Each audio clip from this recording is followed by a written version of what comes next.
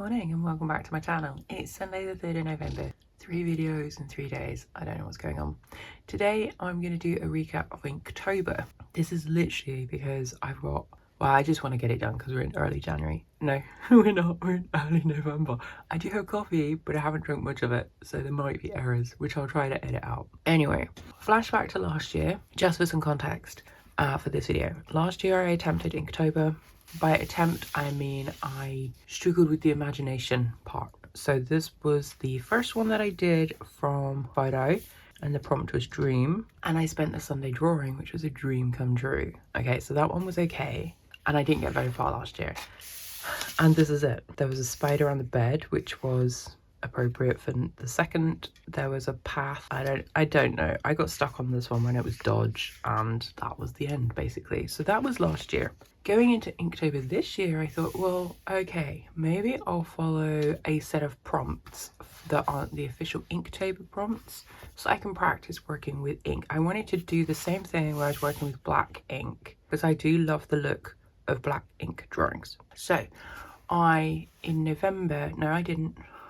September, I attended a live workshop as part of the 10 years anniversary for Groninger sketches. No, let me rephrase that.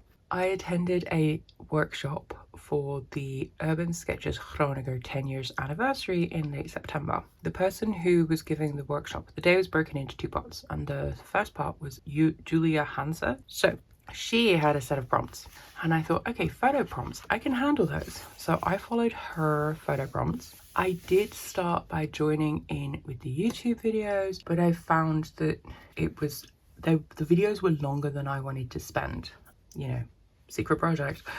So I didn't want to spend, like, towards the end I noticed they were getting longer and longer, and I didn't want that. I also just really wanted the visual imagery. So we started off with the selection of art tools, and she did provide a PDF with all of the visual prompts, which was great because then I didn't have to watch the lives. Really enjoyed. Oh, hang on, where's the second? Oh, I missed a page. That was it. The leaf, did not enjoy this. Really enjoyed the 2 doors image, playing with the weight of line a little bit. And the hatching, really liked the fire hydrant, do we call that? But again, the line work here is reminiscent of last year's line work. So I was, at this point, I was enjoying it. I wasn't happy with the leaf, but you know, I was enjoying this part. Then it was the acorn. Again, playing with line. I kind of followed, I think this was the last one that no, it wasn't. This was the second to last video that I followed, and I was in the UK at the time actually. And then the next day I blindly followed what she was doing, and she was using coloured ink. And that's not what I wanted to do. And I didn't have coloured ink with me, so I used like Echolina pens. I had a couple, not these colours, with me in the UK, and I used those and watered them down with a paintbrush. And I do love the vibrancy of the colour, but that's not what I wanted from this challenge. So then I immediately went back to the black ink pens, playing around with how I depicted trees. Trees I struggle with. I love trees, I love plants, I love nature, but I really struggle with drawing them. That's why I love this one so much, because I feel like I nailed it. I quite like the texture I created here. On the 8th, it was more flowers. Struggled. On the 9th, it was a doorway. Enjoyed. 10th, flat leaves. Didn't like. 11th, a building. Loved. Again, some experimenting with trees in the background. I like trees and plants as the side parts. If the main actor in the story is the building, I love to have plants and trees as the supporting cast. They work really well for me. I don't enjoy them when they are the main actor, like the leading part, as we say. Again, see, you can tell I enjoyed this one because for me, the main characters in this piece were the bottles. They were very charming, and then the flower lives, the plants, were side parts. They were supporting. I don't know what happened here. That was the 13th. That was on the Sunday. That was the day before the 14th, which is a personal anniversary back home. So my head wasn't really in the right space, and it was terrible. Again, 14th no, that was the 16th. That was the day after.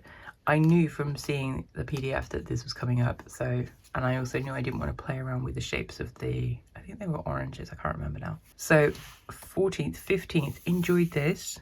Like how illustrative it is.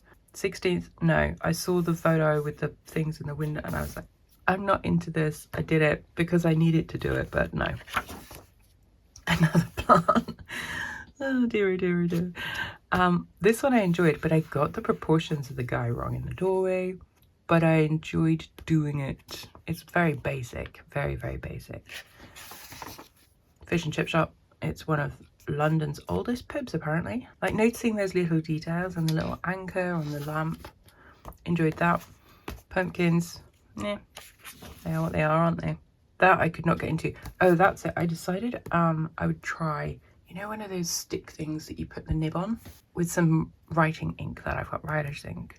I was like, I'll try that, and no, it wasn't working for me. So then I got my pens out and I went over. So bit of a mess. Tulips. I like tulips. I love tulips. We have here in the Netherlands the Keukenhof down past between Amsterdam and Leiden. Really beautiful tulip fields, tulips everywhere, planned tulip gardens, gorgeous. Drawing one? No, not for me. Really enjoyed this though. The lamp, street lamp with the background. See? This was also really enjoyed this one with the trees kind of encroaching on, looking through the dark.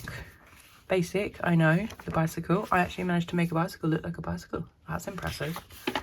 Then I was like, okay, well, let's try colour again. Somebody on Instagram had suggested maybe I just need to add more colour.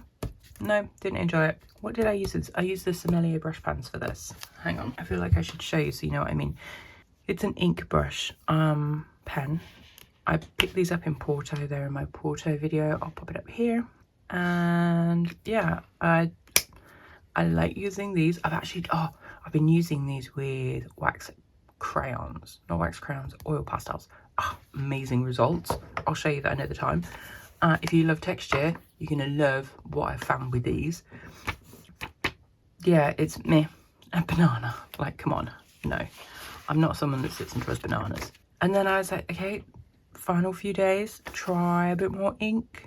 I have no words. I feel like here, the problem with this image was this would be fabulous, but this was too much. Again, it's like, this was not like the leading actor and the supporting cast. This was like, oh, we're joint in this scenario. In this performance, we're joining forces, we're equals. And I don't want the plants to be equals. Yeah. And then what happened here?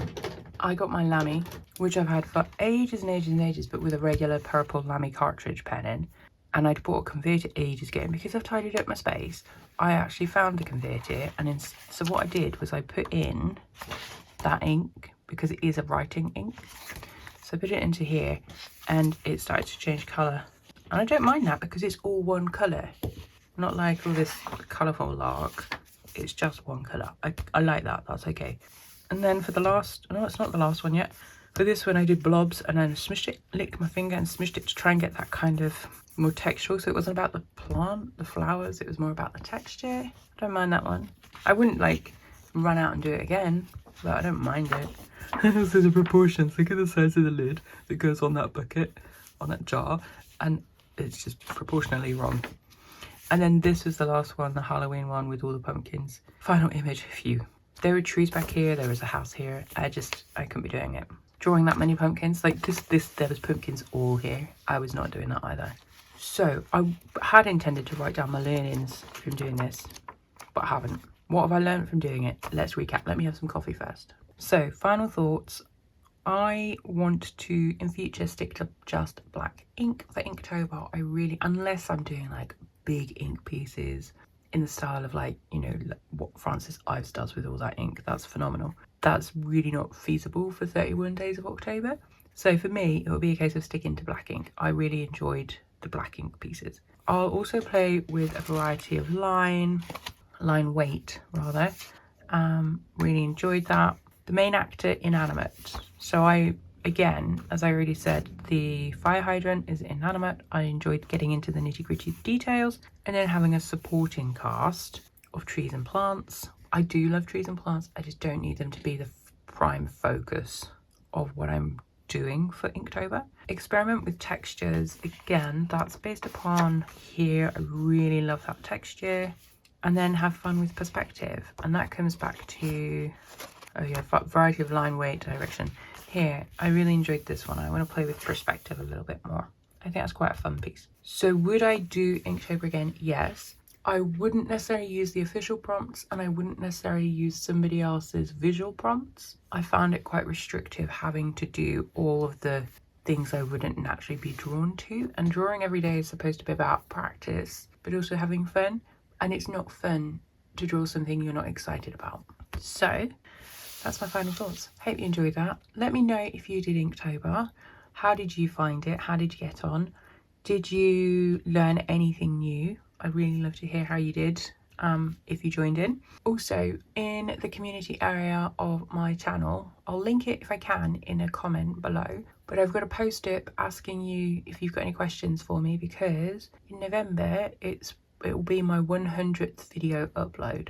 And so for that video, that 100th video, I wanted to do a Q&A. So if you've got any questions, they could be anything. If they're too personal, I'll ignore it, but I'm normally an open book. Please do pop them in that post so I can easily find them. I'm creating a spreadsheet so I can go through them and make sure there's, you know, if there's multiple of the same kind of question, I only respond to it once. I love a spreadsheet. So yeah, I'm looking forward to that. It'll be fun. There's been some great questions asked already. In the meantime, have a fabulous week. I will be back on Friday with a new video. And yeah, hopefully you're having a great weekend, and I will speak to you very, very soon. Take care. Bye.